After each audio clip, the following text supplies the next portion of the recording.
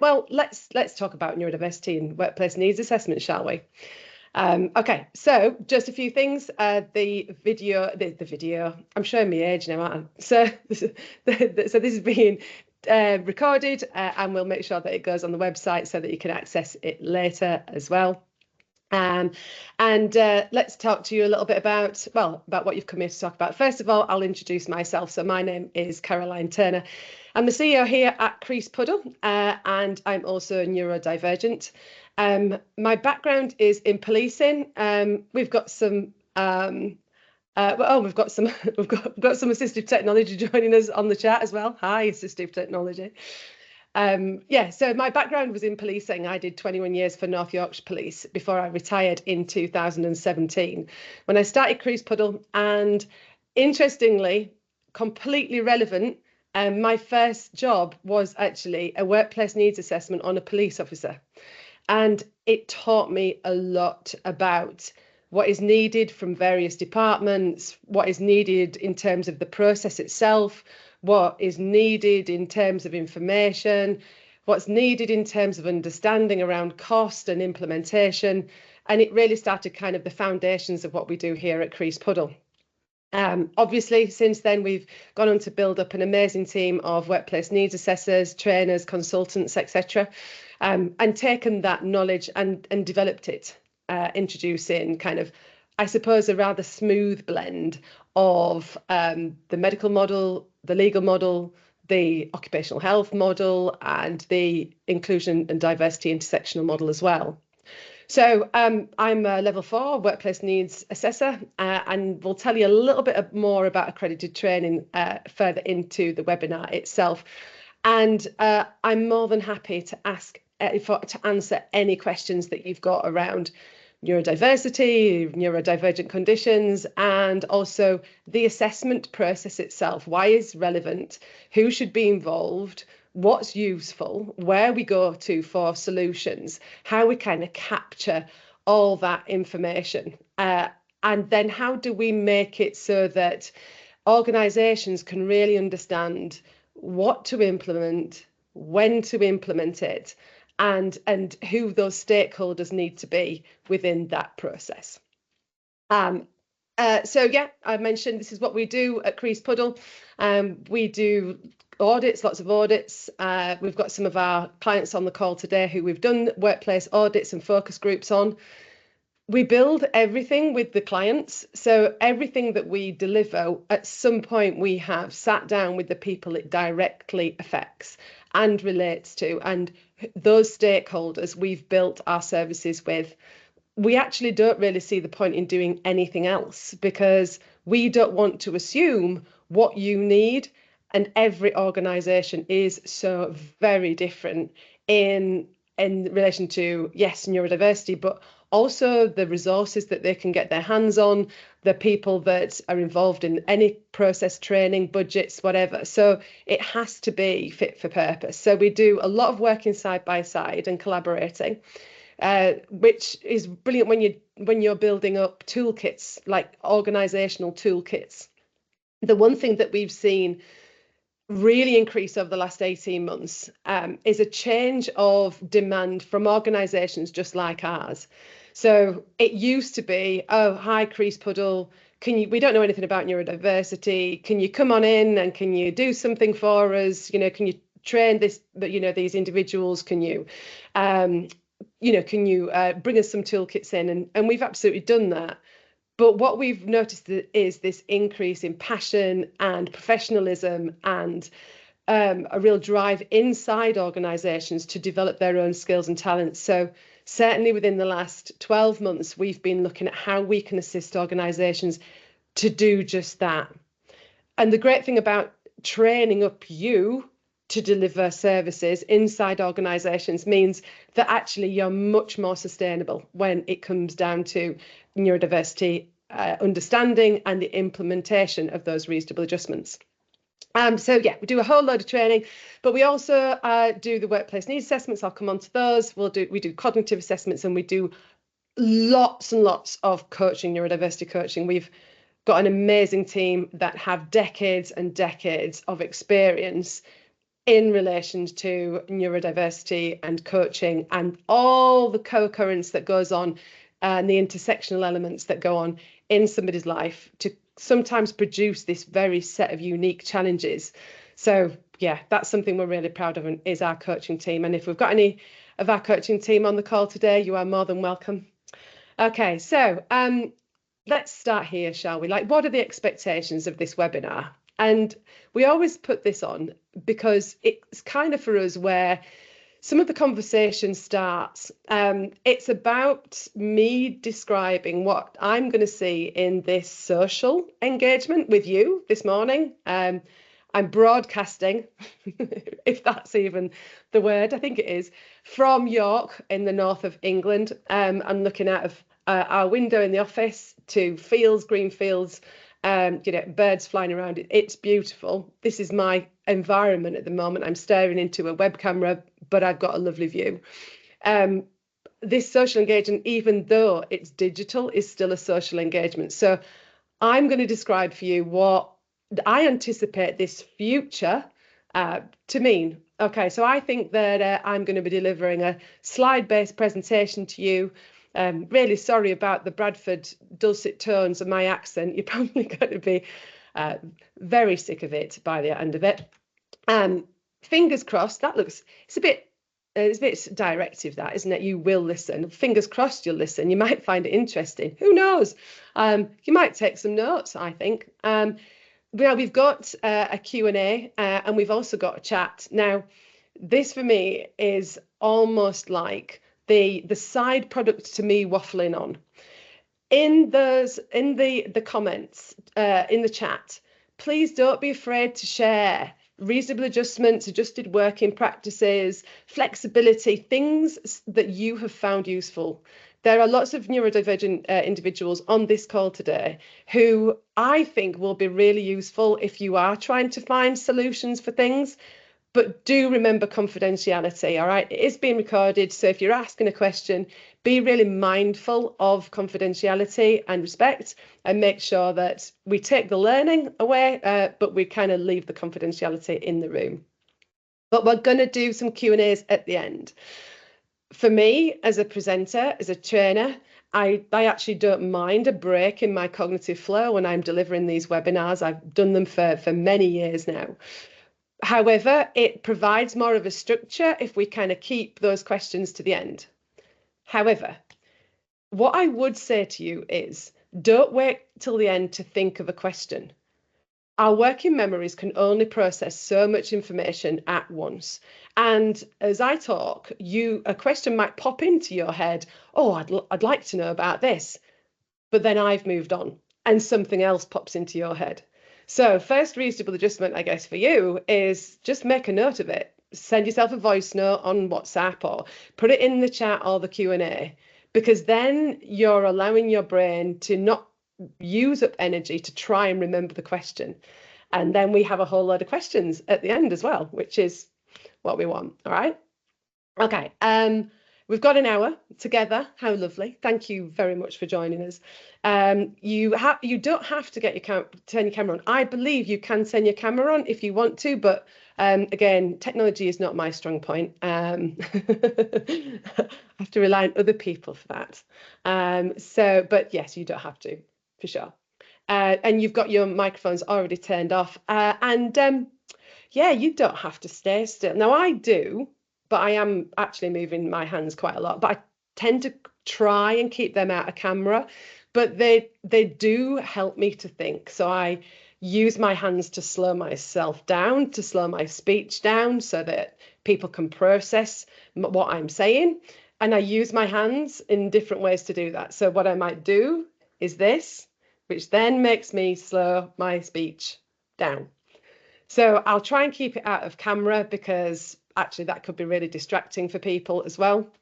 But because I'm doing all the work here today, you don't have to. So you can stand up, you can walk about, you can, walk around your island if you're working from home. Maybe you can't, maybe you're stuck at a desk, but you can fidget with a paperclip or a rubber band or some blue tack or whatever it is.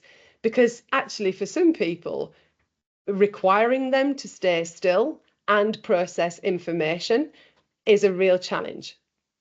So you don't have to stay still for me. So this is what we're going to focus on. We're going to look at neurodivergent conditions and to have a little chat about that. But we also want to get really into the mix of this. We're going to answer some questions. Now, the questions that I'm going to talk about are questions that we've been asked. So we've really listened to the people that approach us, and they've asked questions such as, you know, who benefits and what is it, and you know, what's needs led then, and you know, why are they helpful? So fingers crossed, we give you some information around that today.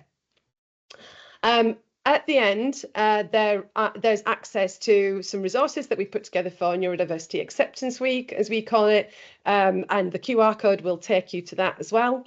There'll be another QR code a little bit, sort of 3/4 of the way through the webinar. And all you do with the QR codes is you lift your phone up and you can, it's so clever. Showing you, see. I get very impressed by these things. Okay, I know for some of you it's like every day, but for me it's like, wow, that's amazing. You lift your camera up and it will produce a link on your phone, and you just click that link and it will take you to some free resources as well. The one about 3/4 of the way through is to get some more information about a really exciting course that we're putting on that we think that will really assist organisations as well. So. Let's jump straight in, shall we? First of all, I'm not going to assume that you know how to use Teams either. So obviously we've got the chat, and please feel free to share links and reasonable adjustments and good practice that you've come across in that chat. But like I say, in the Q&A, pop your questions in there. If you do want to pop them in the chat, because that's kind of how your brain is working, you're working something through and you're talking about it, then do you know what? Fingers crossed we'll find it at the end. Now I'm working off 3 screens here, so I might not always see the fact that you've raised your hand to ask a question, but I will do my best. If you would like to use the reaction button, please do. So that's the one with the little smiley face on the top. Can someone give me a reaction just to show people what's out there in terms of reaction? So there's usually kind of smiley faces and hearts and claps. Thank you. Ah, that's lovely. So for me, that just shows me that you're engaging and that you can hear me. And if you agree with a point, then, oh, look at that, I'm liking the sunglasses. Fingers crossed it is sunshiny with you. But please don't be afraid to send some reactions in. So if you really agree with something, or if that's kind of, if it works for you, that for some people that quick reaction is kind of is the easiest way to engage with content. So don't be afraid to use reactions as well. And you can also, through the 3 dots, you can turn on captions as well. So please don't be afraid to use that if that also assists with your processing. So let's jump straight in, shall we? And so when we talk about neurodiversity, we talk about neurodiversity being the acceptance that everybody's brain works differently. And we're talking about, in terms of neurodivergence, that's somebody who either has been through an assessment process, or maybe they've been on some training, or they've watched something, or they've read something, done some self-study, perhaps a screening tool, and they've said, actually, I think that might be me. Okay, so in the early days of this conversation, particularly around occupational health and HR and line managers, it was, okay, so you think you might be autistic, or you think you might be ADHD or dyslexic, but we've got no proof. So what we require is some proof. Now, I remember when that started to change. I've been doing this a long time, and it was probably around about 2019 that we started to see this change over from people associating with the characteristics of neurodivergent conditions. And that's what we're looking at here. So people who might be autistic, might be or have attention deficit hyperactivity disorder, maybe they're dyslexic, dysgraphic, dyscalculic, dyspraxic, maybe they have Tourette's syndrome, maybe they have a co-occurrence or in medical language, comorbidity. I don't like that, but I much prefer co-occurrence. Let me know what your preference is in the chat. But they've got these kind of these challenges, or they've identified with the characteristics of different neurodivergent conditions. Now, that's really kind of neurodiversity language, if you like. So when we're talking about neurodiversity, we're talking about the acceptance that everybody's brain works differently. So for us here at Crease Puddle, it's a super inclusive conversation.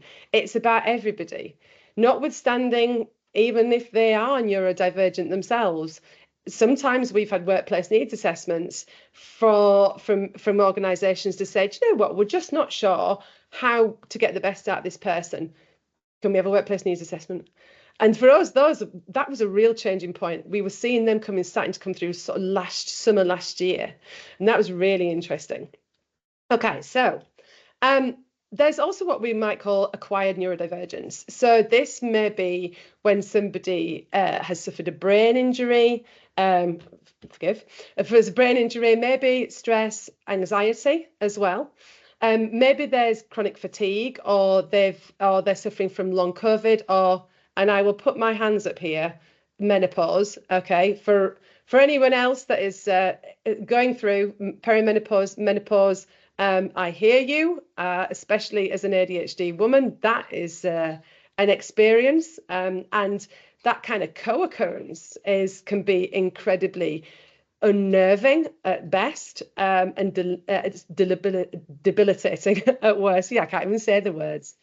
So and that kind of co-occurrence of neurodivergence and characteristics relating or pertaining to these different medical conditions, that's very interesting, which then means that actually that needs-led approach is kind of the only thing that you can do.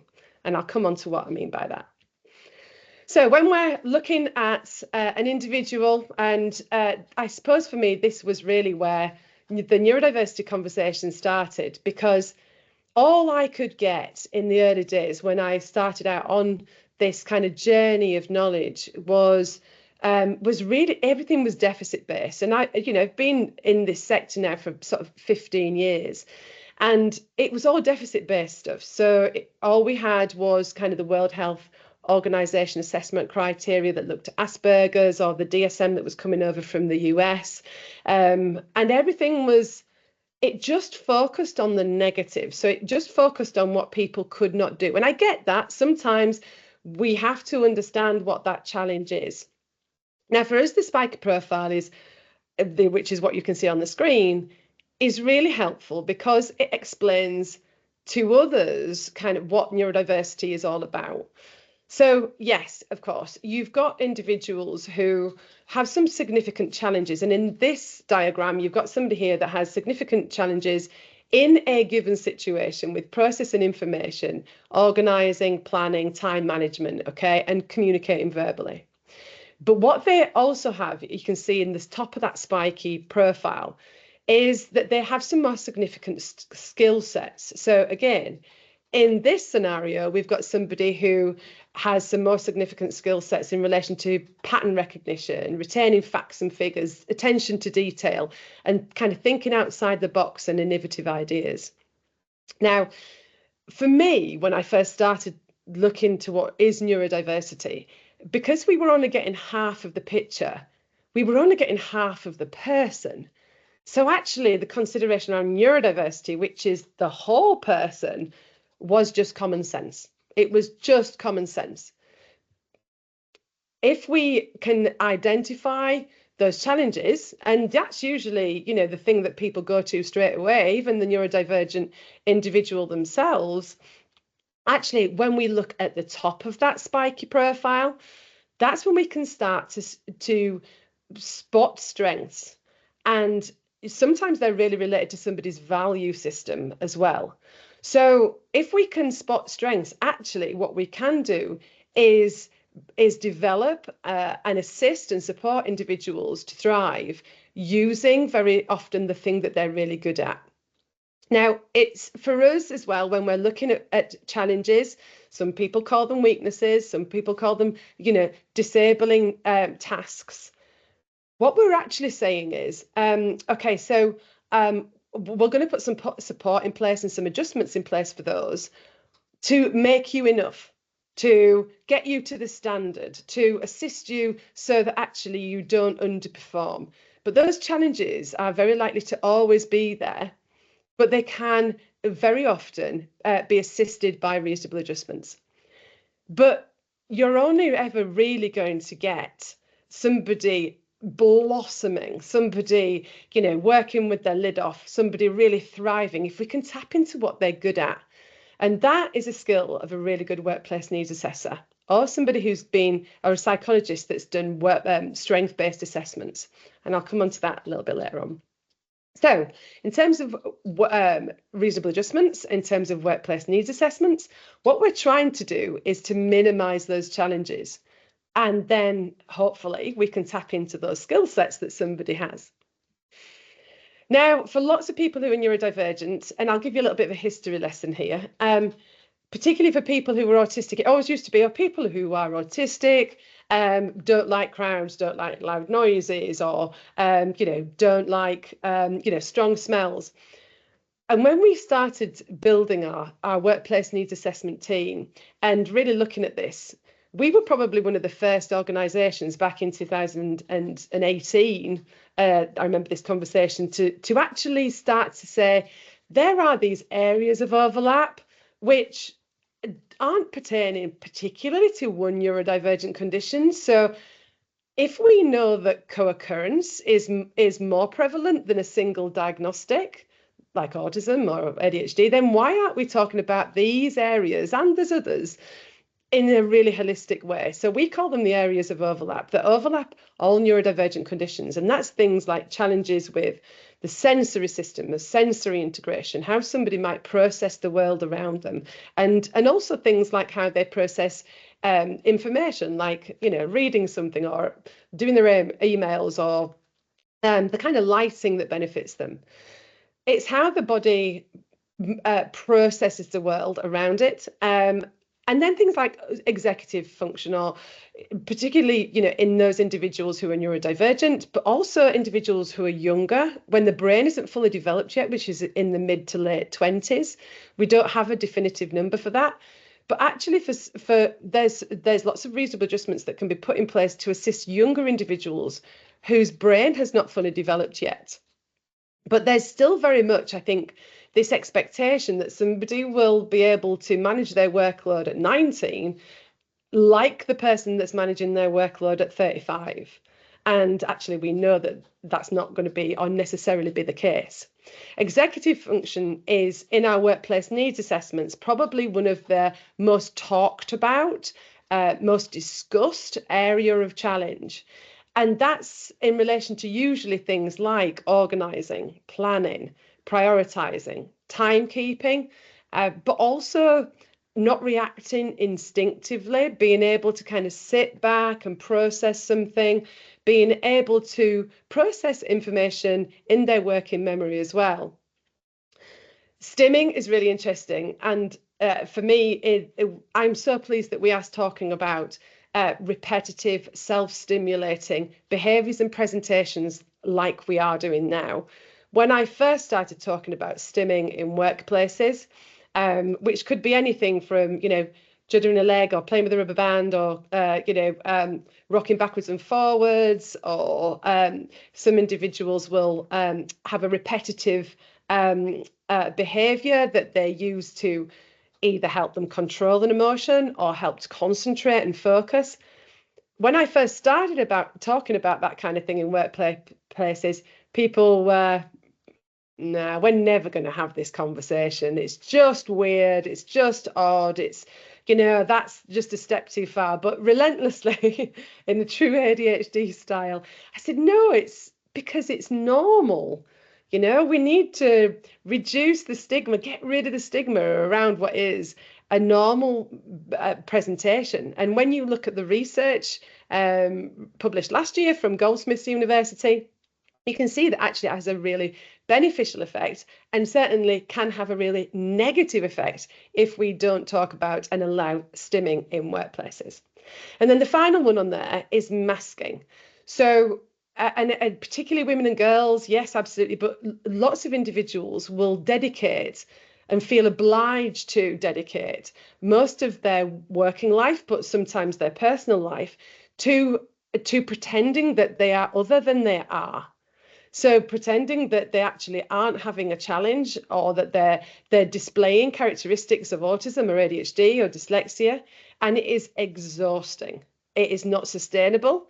And as much as we can in workplaces, we need to reduce the obligation to mask. Okay. Right. So when we're talking about workplaces themselves, here at Crease Puddle, we use a really simple model. And I encourage you to do the same, and do it for yourself as well, so that you can work out how to get the best out of you. And it's essentially, what adjustments can you make around the thing that you're doing in the place that you're doing it? And we call that TED. So it can reduce the level of disability, it can reduce the increase ability, but it can also increase performance, well-being, whatever you want the outcome to be. Thinking about what you do and where you do it can be a really good place to start. Okay, so let's jump straight into some of these questions. Why are workplace needs assessments, why they're useful? Well, I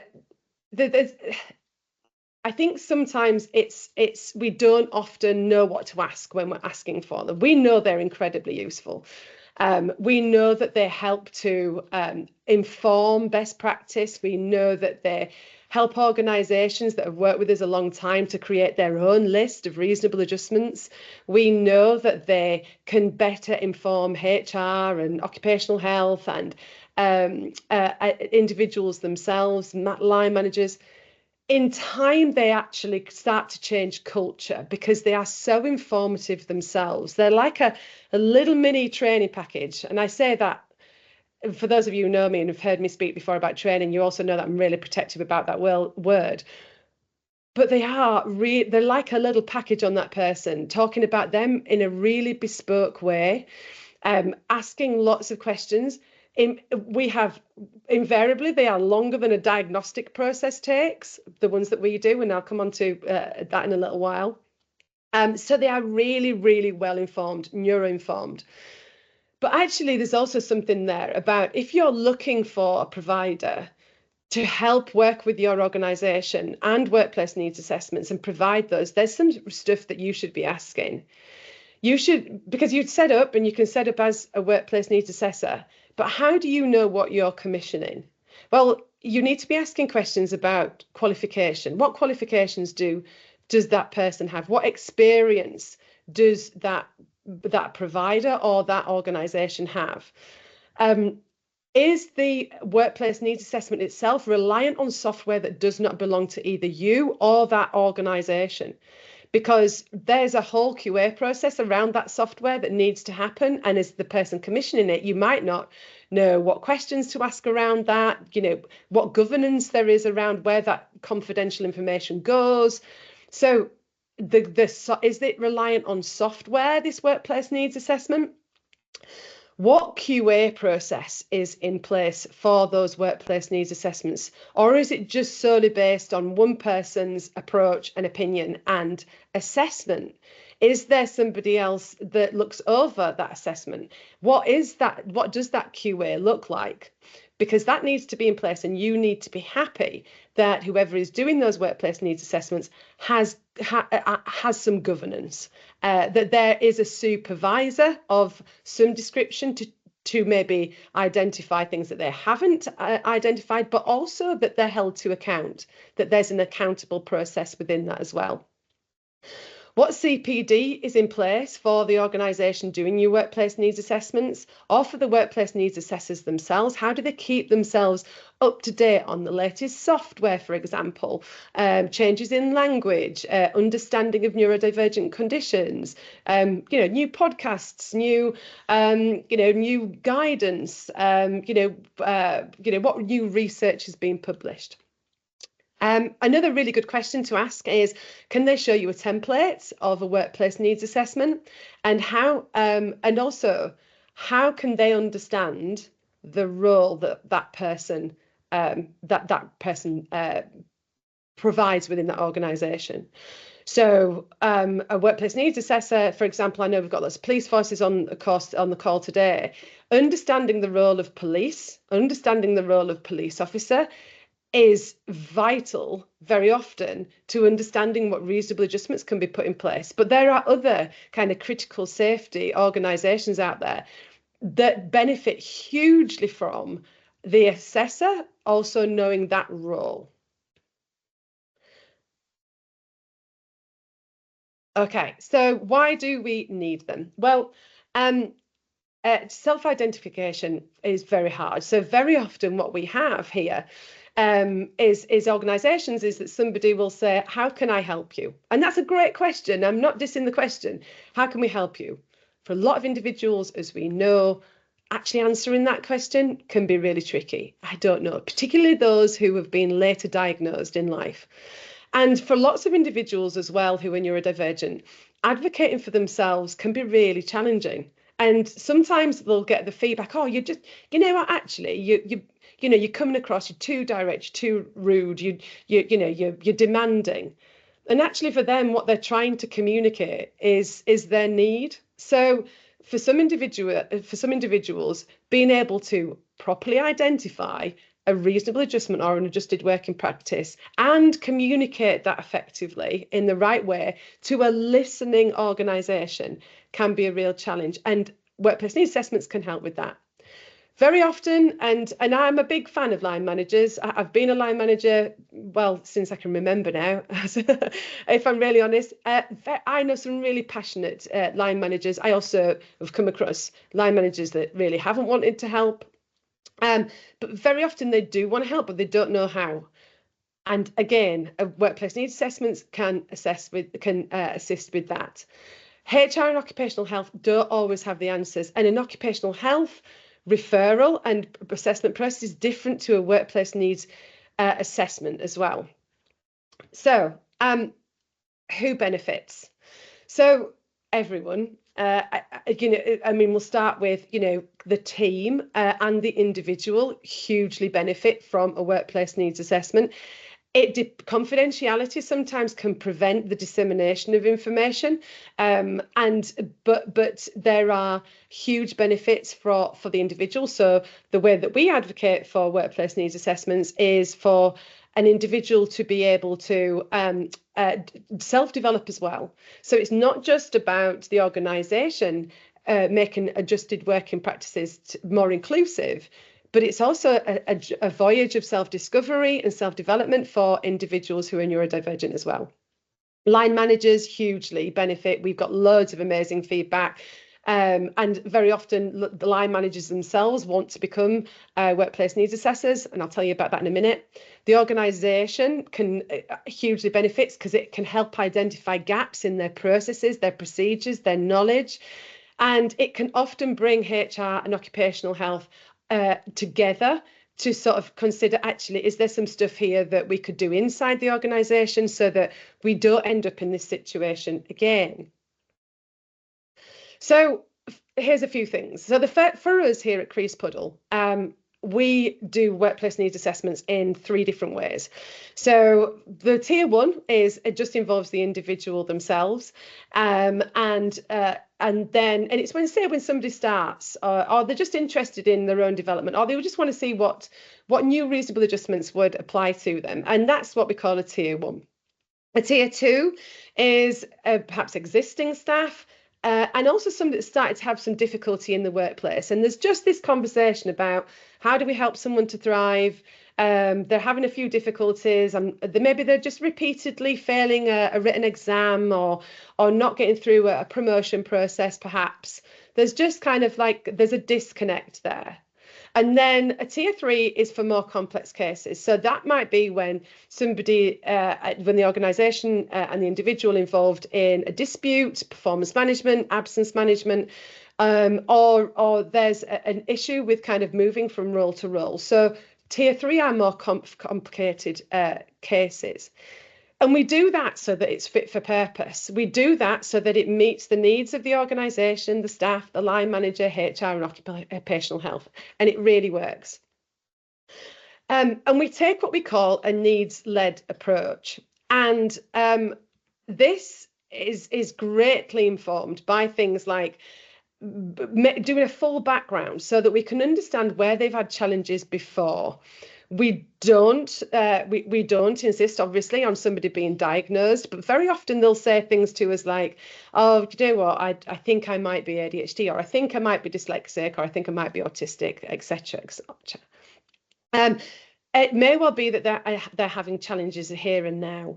So our approach is very much needs-led. It's very much looking at what challenges somebody is having and what solutions we can provide for that.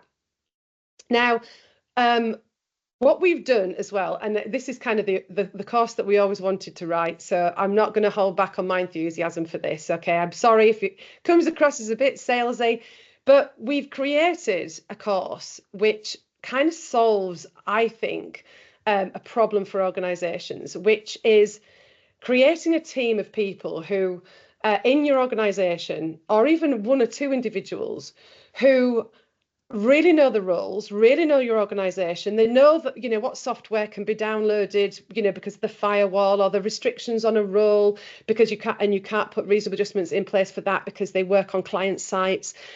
They also know if it's your team member doing the workplace needs assessments. They also know which stakeholders they can tap into as well. So we've created a course which we invite you to scan your QR code for. And this is for expressions of interest in the course itself, and I'll tell you a little bit about the course in a moment. We're going to be running only a very limited number of these courses throughout the year. And at the moment, they're face-to-face here in our beautiful offices in York in the north of England. But we will be looking to how we can take it online without reducing the quality of the course itself by the end of the year. And this course is about being able to do your own workplace needs assessments within your organisation. There is some criteria for being able to get onto the course, and there's further details of that on the link. But essentially, you'll be able to create what we call a Tier 1 plus. So it will be that you can do your own Tier 1 workplace needs assessments, but with a bit more. And essentially, you'll be able to evaluate a situation, and you'll be able to suggest improvements, accommodations, etc., etc. And we'll look at lots of different things within that course. We look at things, the challenges around, say, the executive functioning, intersectional challenges, so physical disabilities. Maybe they're a parent and carer of somebody who is neurodivergent themselves. Maybe they are looking after elderly parents, or maybe their role has changed and their expectations are different. Maybe it's mental health, anxiety, depression, but also that kind of acquired neurodivergence is part of that. And the course looks at all of that as well. We also look at the legal elements of being a workplace needs assessor and an organisation. And we have a huge bit on sensory integration, and we're really excited about that input, as well as some of the inputs from Dr. Luke Bearden from Sheffield University. We've got the amazing Marjorie Raymond, who's talking about strength spotting and how you can use a value system to spot strengths, which is just so exciting. I could burst. We've also got previous workplace needs assessees on the course to talk about what it was like and how to make a good workplace needs assessment. And we've also got the amazing Toby Milden on there as well, talking about the intersectional experience, and particularly in his case, he's talking about being a gay disabled man who's a wheelchair user, and kind of bringing that all in together so that we can understand and take a really holistic approach to workplace needs assessments. Now, for those of you who are occupational health or HR, also we've got some solutions for you too. So on our call today, we've also got Robert Manson, who trains out our occupational health training and is part of the workplace needs assessment team as well. Robert has that beautiful blend of having the expertise around neurodiversity, but then also being an occupational health nurse. So he can bridge that gap really beautifully, again, to upskill your OH teams. For HR, the solutions we often find are the training, the HR training. So we have a specific package that we've put together just for you, okay, HR, so that you can explore what neurodiversity means to you as a professional, and you can come up with your own solutions, and we kind of help and guide you through that process. I think it's very important that each individual department has something really bespoke when it comes to training, because we need to create these safe spaces for people to ask questions. And actually, you know, when we, in the early days where it was kind of like everyone come on the course, then actually for occupational health or for HR, you know, they might get it kind of leveled at them. Oh, well, you should know this, your HR or your line manager or your occupational health.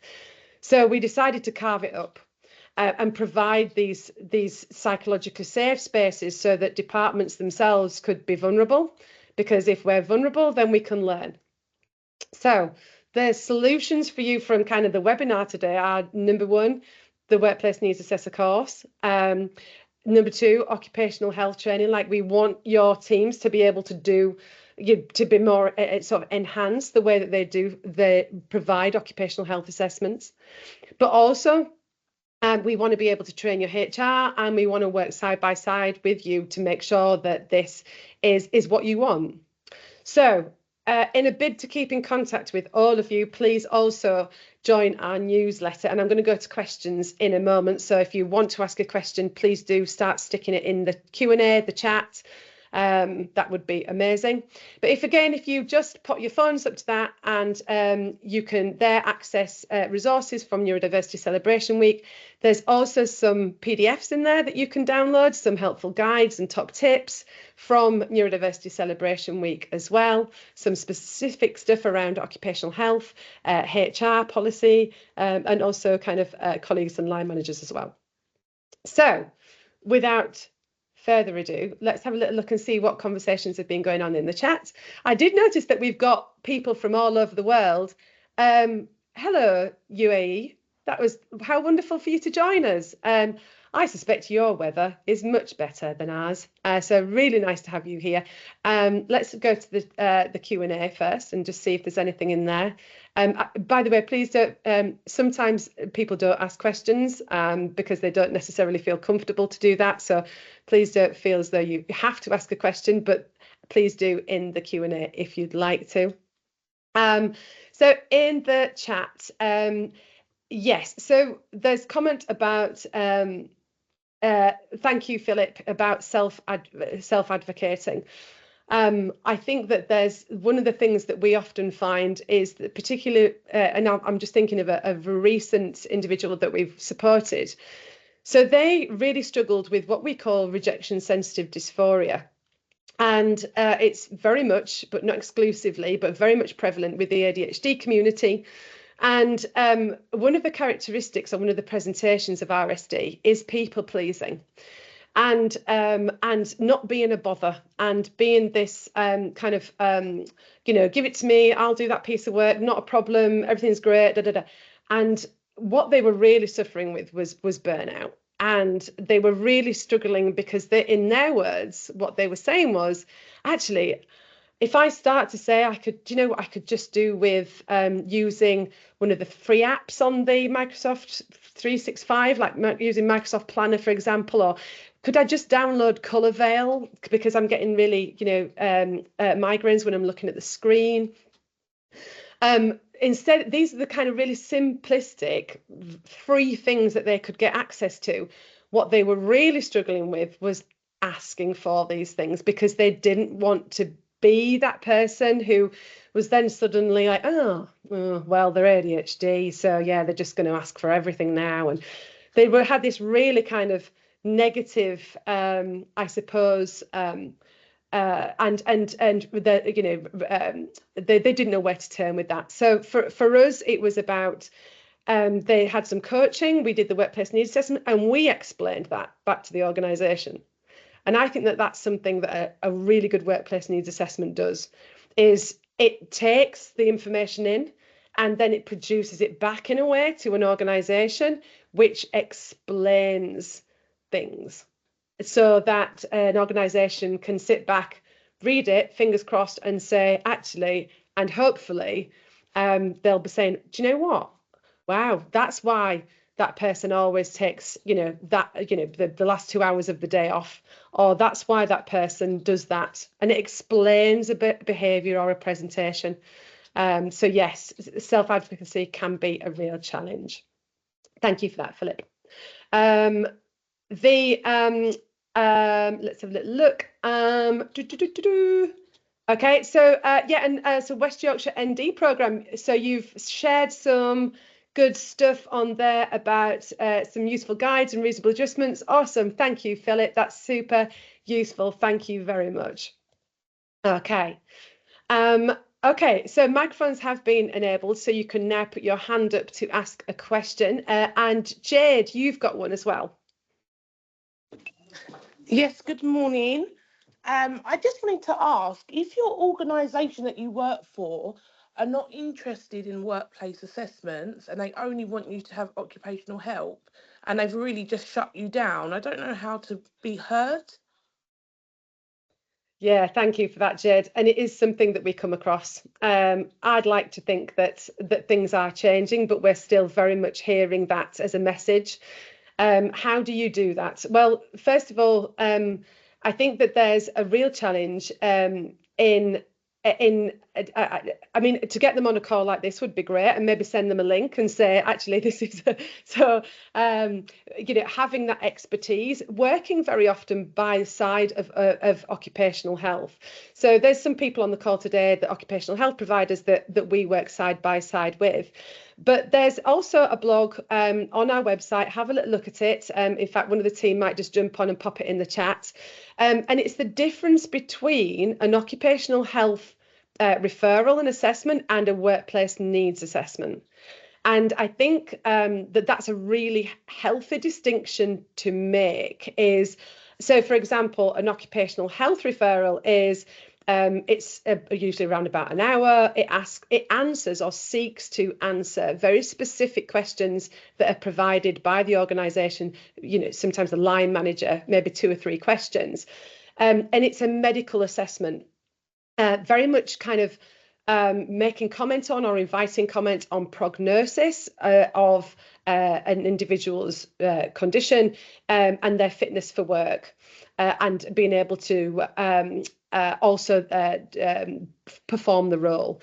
Whereas the workplace needs assessment for neurodivergence is very much looking at the intersection, the whole person, strengths, challenges, and suggests, you know, ways to be able to develop that person and accommodations, and takes that whole approach through from, you know, kind of have, you know, that takes a huge history of have they ever experienced this before, and also kind of gets their voice into the kind of brings the individual into that discussion as well. So there's a real kind of difference between an occupational health assessment and a workplace needs assessment, one being a medical assessment and the other one being a needs assessment. So have a little look at that blog. I think Robert really helpfully makes that describes that distinction, and maybe giving him a little bit of that. So yeah, thank you for that, Jade. Any other questions? Would you like to put your hand up?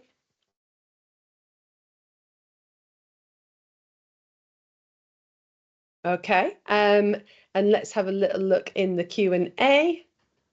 Okay, so Alison, I've had a list of software that Access to Work recommended, but organisation due to security concerns can't get it. Where to go next? Oh, do you know what? Absolutely that.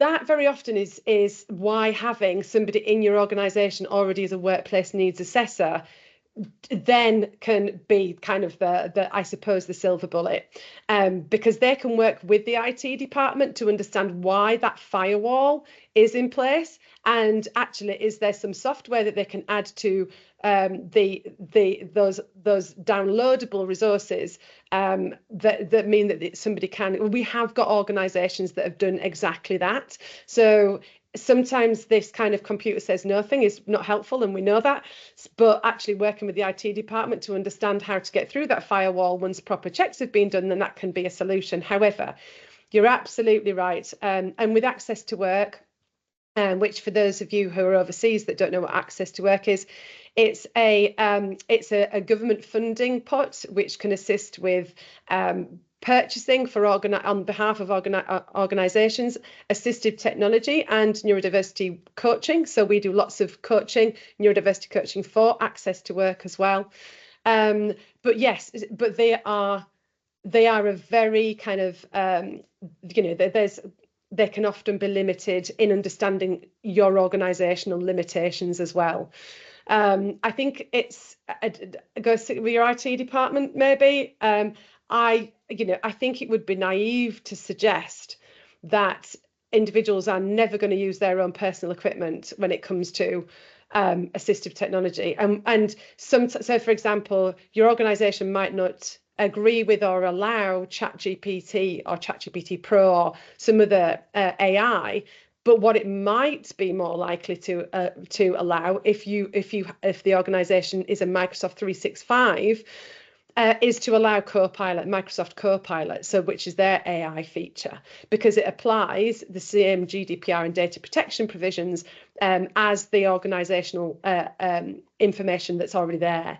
So maybe just informing them around that if it's AI. It's an interesting one. Thank you for that, Alison.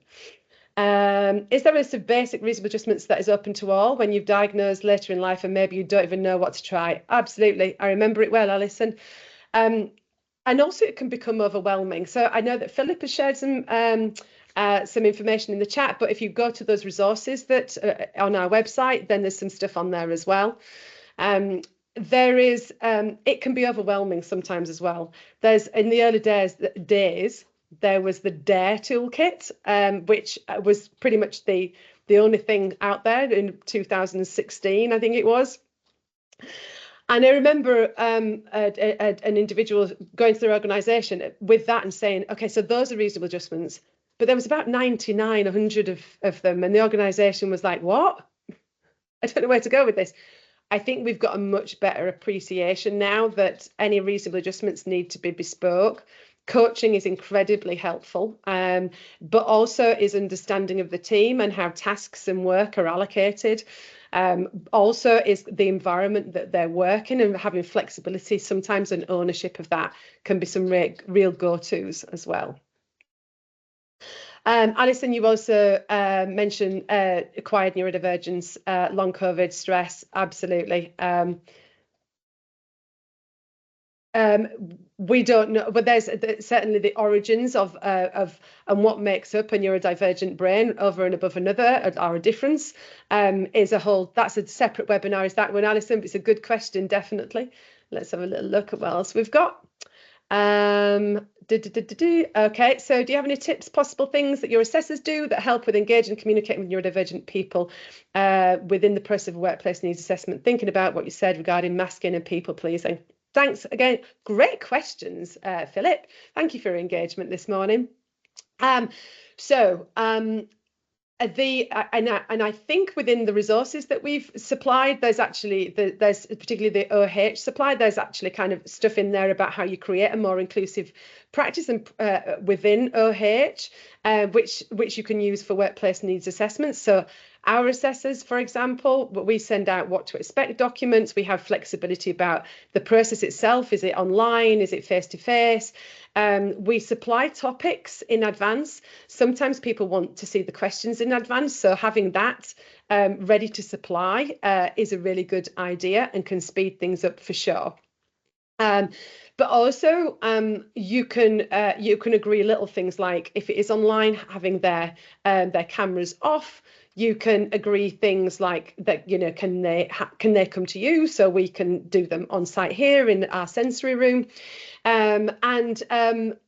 we can agree things like we can carve up the workplace needs assessments in and interestingly, this is quite an interesting one, is that our interview with the individual is sort of a couple of hours long, and as soon as we say that, you might think that's not very neurodivergent friendly, but we give people the offer to carve it up, take breaks whenever they like, not a problem.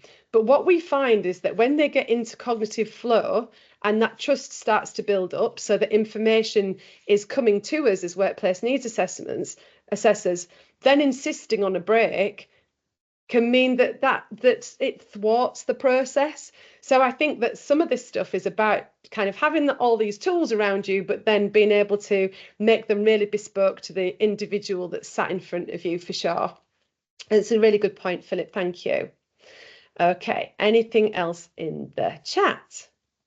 Okay, and let's have a little look. Oh, thank you for that, Sharon. You're in OH and your team have had some very informative training with Crease Puddle. Thank you. And it's really lovely to have you again on the call this morning. And Jackie, yes, we do offer courses specific to OH. So again, if you want to send us an email on hello@creasepuddle.co.uk, we can send you further information on that as well.